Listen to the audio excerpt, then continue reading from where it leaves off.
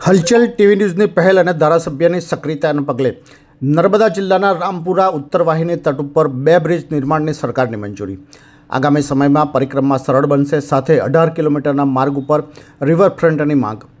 ચૈત્ર માસમાં પ્રારંભ થતી નર્મદા જિલ્લાના રામપુરા ખાતેના ઉત્તર વાહિની નર્મદા તટ ઉપરથી પરિક્રમા સમયે સમયાંતરે આકસ્મિક ઘટના બનતી હોય છે અને કદાચ દેશમાં એકમાત્ર દશાવતાર સ્વયંભૂ રણછોડરાયની મૂર્તિ મંદિર આધ્યાત્મિક દ્રષ્ટિએ પણ મહત્વ હોય।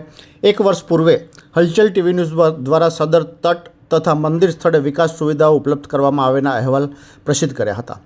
આ પહેલના કરતા રાજપીપળાના ધારાસભ્ય દર્શનાબેન દેશમુખ દ્વારા પણ આ મુદ્દે સક્રિયતા દાખવતા ગત રોજ રાજ્ય સરકાર દ્વારા પરિક્રમા તટ વિસ્તારમાં 2 સ્થળે બ્રિજ નિર્માણની મંજૂરી આપતા આગામી સમયમાં પરિક્રમા સરળ બનવા સાથે નર્મદા તટનું ધોવાણ થતું હોય સરકાર દ્વારા સદર 18 કિલોમીટરના તટ ઉપર રિવરફ્રન્ટ ડેવલપ કરવામાં આવેની માંગ રજૂઆત કરવામાં આવી હોવાનું જાણવા મળ્યું છે।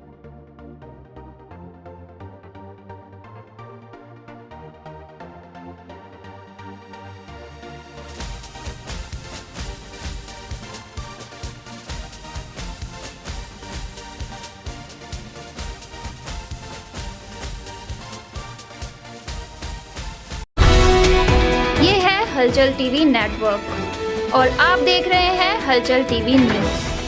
हर हलचल पर नज़र, हर हलचल की खबर।